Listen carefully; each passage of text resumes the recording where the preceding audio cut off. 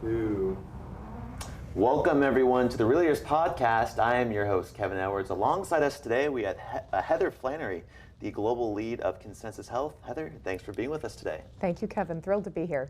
It's a pleasure. I'm thrilled to have you on because you're one of the guests we had yesterday that I was excited about, and you're the only person I've really done research on. And so, and so that kind of threw out my preparation there. But I wanted to have you on because I think you have unique experiences that led up to this role. Could you explain to our audience all the hats that you wear and all the personal and life experiences that have led up to you being the global lead at ConsenSys Health? Sure. No small challenge for concision, right? I have been always a serial entrepreneur and technology strategist, super passionate about positive transformation through technology innovation. But in the throughout the dawn of the commercial internet up until the early 2000s, I was not focused yet on healthcare and life sciences, always technology. I was with Microsoft, I was a serial entrepreneur, started a number of technology ventures, experienced some success, and that was wonderful. But in the background of my life, I had a range of quite significant health problems. And always, as I was striving in my career, the burden of the circumstances of my health was a constant drain on my emotional and psychological well-being, my productivity.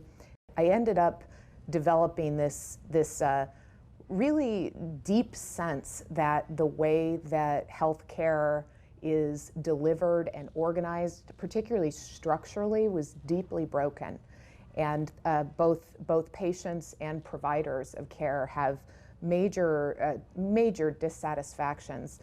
And so my own, being an empirical scientific type, my own orientation to data-driven and evidence-driven approaches led me into this enormous period of self-reflection and study where I benefited from many mentors and also read everything I could get my hands on continuously, and became really quite convinced that I had a vision and could make real contributions to the transformation of healthcare and life sciences in my role as an entrepreneur.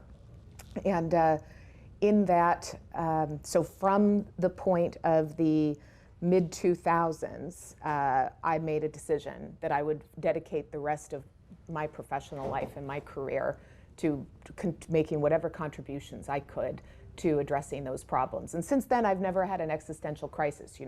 There's no gap in terms of meaning or purpose in my work. So I feel really blessed and rewarded that since that point, I have been able to be solely and totally focused on the work that means the most to me.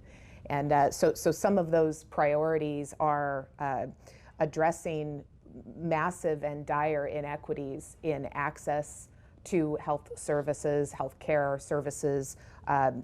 More than 60% of all healthcare outcomes are actually attributable to social determinants, not anything that happens in an exam room or the absence of an exam room. So the whole notion of what we think of as health is radically changing and broadening, and appropriately so. And when looked at on a global scale, there is absolutely crushing disparities in every dimension of healthcare. So I'm incredibly passionate about discovering new models for improving access and equity in health outcomes for populations globally. And I have always been a technologist. I was first a technologist, still a technologist. And so as new paradigms have evolved, I have always been oriented around the leading edge stuff, the new stuff. And we are right now on the brink of such a radical phase shift, paradigm shift in our technological underpinnings.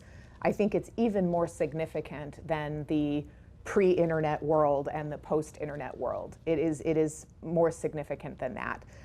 I think of it like, what if the Gutenberg printing press, the steam engine, and the integrated circuit all hit commercial viability and were impacting the world all at once, that's the level of disruption and opportunity and risk we have before us right now with the converging technologies of blockchain, artificial intelligence, and an entirely new paradigm for privacy and cybersecurity in advanced cryptographic methods. So my work involves looking at those infrastructures and those capabilities as catalysts to transformation. Heather, I want to jump into those, but before we do, it seems like you're really passionate about this, and it seems like you have a similar trait from a lot of the other entrepreneurs that we've interviewed, in the sense that maybe you reached like a crucible in your life where something had happened. I mean, would you mind like opening up and sharing about that experience? And did you experience any pressure to really just that made you so determined to figure out a new outcome? What was it, and could you explain maybe this personal experience to our audience? There were many personal experiences that informed my point of view. I mean, I think being a young person responsible for an ailing and aging loved one, that having skipped a generation, in a sense, is an unusual kind of life experience, and observing unnecessary suffering, observing medical errors, observing systems falling apart, and the human being at the center of the system being unfortunately left behind. The experiences of caring for a loved one through illness are very, very intimate, very personal, and can be exceedingly painful. And the human experience of birth and death is universal to us all, but we play different parts at stages of our life, and if you play a part that is unusual for the stage of your life, and you happen to be observing everything through the eyes of someone who thinks about systems and processes and data and that type of thing, and you can just suddenly see before you how much opportunity there is for change and perhaps ways to actually materially move it. That and my own. I'm not gonna go into my personal health history, but I will share that I suffered from a condition that was poorly understood, that where there was poor translation of research data into clinical practice, and where there were a wide range of biases at play in the care delivery model. All of this contributed to, at the time, what I experienced as a deep distrust for healthcare providers and the healthcare delivery infrastructure generally, a very profound lack of trust that I was going to be okay, or that my loved one that I was managing was going to be okay.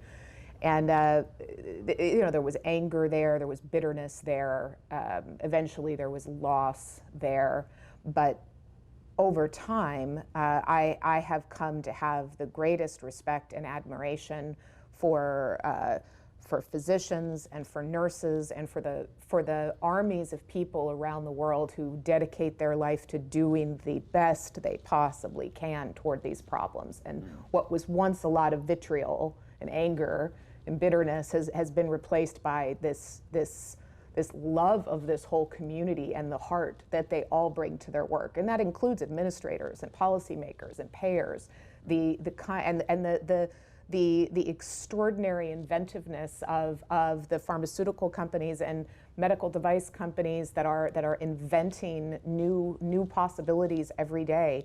There is a common thread. There is a unifying mission to do good among all of these people that I observe. And so all my bitterness and rancor has long since subsided, and it's been replaced with a desire to lead in this community in the areas where I have gifts and where other technologists and innovators' gifts can also be harnessed and focused in a way that's going to really have an impact.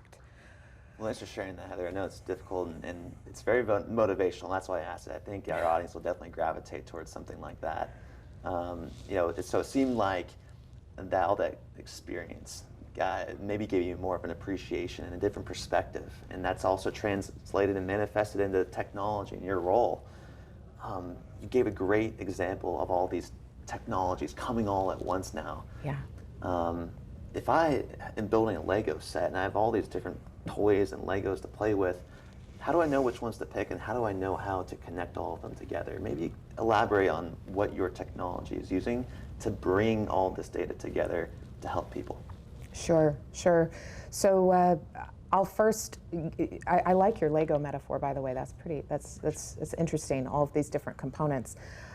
So blockchain is a new way of institutions and individuals to organize themselves. And it manifests itself in technology, but it's more than technology. It's also the first time as a human species we've ever had any opportunity to conceive of an experiment that involves what motivates and incents human beings around different behaviors, and then execute that experiment, see what works, and rapidly iterate. We've never had that before. Blockchain and the crypto economic systems that can ride on top of blockchain give us a set of tools in the toolbox to take everything we've ever learned about game theory, everything that we know in the entire body of knowledge of behavioral economics, and have a set of technologies that allow us to define some system and implement a set of incentives and then iterate and refine those incentives until it actually can achieve our goals. And to do so in a bioethically intentional way, with new opportunities to not only achieve a goal for certain populations, but to, I think of it as circling back and addressing the needs of the vulnerable populations that we inadvertently, through no intention, left behind in our last revolutions of technology. So in a simple way to think about what blockchain is by comparison to the current state we all understand, imagine every large organization, public sector, private sector, and their IT departments. And every single thing that IT department does, all of it, the whole thing, the giant apparatus, the monolithic systems, the capital planning and investment control, the data analytics, the predictions, everything that comes out of that function. Imagine abstracting that function into an infrastructure and an organization that is shared among some group of stakeholders. An example, to connect to something concrete, imagine your list of medications. And every doctor you've ever seen in your life gathered a list of medications, some prescribed new medications to you. Every pharmacy you have ever had any prescription filled in your entire life has some list of medications sourced from somewhere, including those prescriptions that they filled. Every insurance company that has ever covered your life has a list of these medications and what they've paid for. The critical thing of all of this is that these medications, ostensibly, are important to your health and well-being. Contraindications or drug interactions can do great harm. The information and the data about these medications is critical to the patient and to the provider's ability to deliver appropriate care. Right now, your prescription information lives in hundreds of splinters all over every organization that has ever touched your life as a patient. In a blockchain future, the medication reconciliation process would be in a shared infrastructure where every party that needs to know what medications that you've ever been on, what medications you're on right now, what is absolutely up to the moment and current, would access a common infrastructure, like a power grid, for example. Instead of every building in a community having its own power generator, instead you hook up to the grid. Right. And the profundity of that is easy to sort of miss the significance of how big that can be. we have in blockchain the first intrinsically longitudinal data structure, where every participant in some network reaches computational trust about the correctness of every transaction. And by intrinsically longitudinal, I mean that the order and the sequence and the timing of events cannot be tampered with, Right. Okay. cannot be in error. Got it. It makes sense. And the thing I like to bring about blockchain is it's only going to progress as much as people trust it. And I think like my parents' generation, they're a little like timid of it right now because they just don't know what it is. But for me, interviewing social enterprises, I think blockchain technology is fundamentally the most revolutionary concept we have out there today. And that's because I define a social enterprise or social impact as something that intentionally, as it scales, it intentionally solves an environmental or social problem. And so what you're saying with this new technology is, throw out the cloud, everything stored on a data center, we're going to throw it out, and you have control of your own prescription pills. You have control of your own electricity, your own medicine, and therefore no one can tamper with it, because I know on a distributed ledger, every single time it goes from one node to the next, it's encrypted and then decrypted and encrypted again, and it's almost physically impossible to hack into. So now there's a sense of security with your own health and information. What other building blocks need to come together in order for this thing to take off? Yeah, so you're probably familiar with machine learning and artificial intelligence. Yes. So briefly, our whole history of acquiring data on which you could train a learning algorithm has been to source data from all over the place and get it into bigger and bigger and bigger data lakes, basically. It's a massive centralization of data that introduces challenges with its structure, with its provenance or its origins, all kinds of challenges. Not the least of which is the actual data governance and the ethical posture of the use of data without any remuneration to the original data subject, without any ability for the subject to benefit or to choose whether perhaps to donate, to be compensated. So there are privacy, security, and bioethical implications, and I also think there are technical limitations. Like we've gone to the logical extreme of the idea of the data lake. Like how big is it going to get? And the amount of total data in the world is exponentially increasing. So the idea that, well, if we're going to use machine learning to make our massive discoveries that are just around the corner, you can see them just around the corner, are we going to be taking this exponentially growing data set under bioethically challenged models and just continue to centralize it, where it's a honeypot for hackers, et cetera? So the way that I see this coming together is that you have to be able to use that data to train machine learning algorithms without moving it. And that's where the intersection of blockchain and AI comes together in convergence in what I think will be truly extraordinary. And that's a big part of the technical work that my organization is leading. I think I feel that we're leading the ConsenSys Health. So what federated learning means is that instead of having some algorithm that's trying to learn and bringing all the data to where the algorithm is, instead, simply put, it means taking a decentralized algorithm and bringing it to where the data is, everywhere, at the edge, on your device, on other infrastructures all over the place, and being able to return inferences and findings without ever disclosing the underlying data itself. So it is a combination of decentralized AI capabilities that are only possible because of its convergence with blockchain, the incentives to motivate parties to allow this to occur and to make it possible to do so ethically, and then very advanced privacy-preserving and trusted computation infrastructures that are emerging now, did not exist even just a very short time ago. And that's things like zero-knowledge proofs and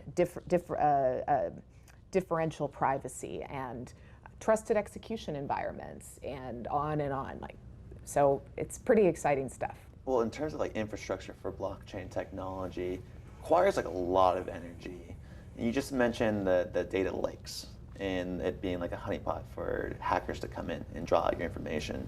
What infrastructure needs to be put in place first in order for this blockchain to, I guess, take off and come to fruition, as well as is this something that governments have to step into?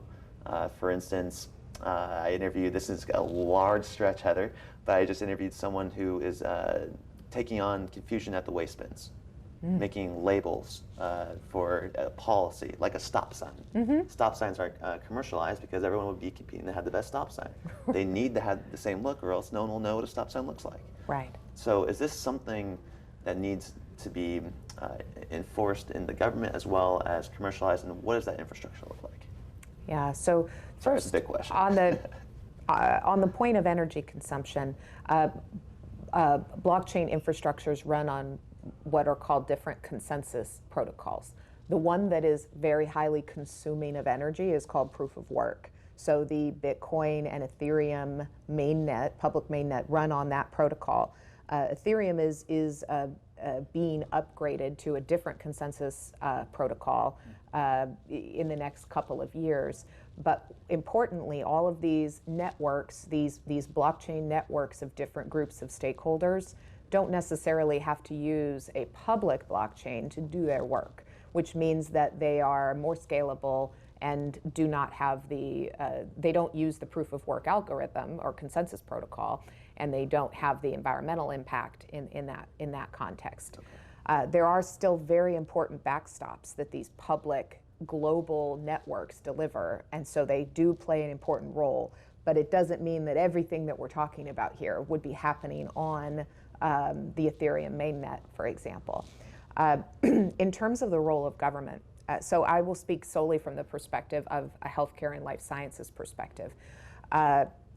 There is absolutely no question that the public and private sector are already deeply partnered in every aspect in developing and developed health economies, of the payment for healthcare, the design of healthcare delivery, and therefore it would be impossible to positively transform healthcare in any model other than different kinds of public-private partnerships.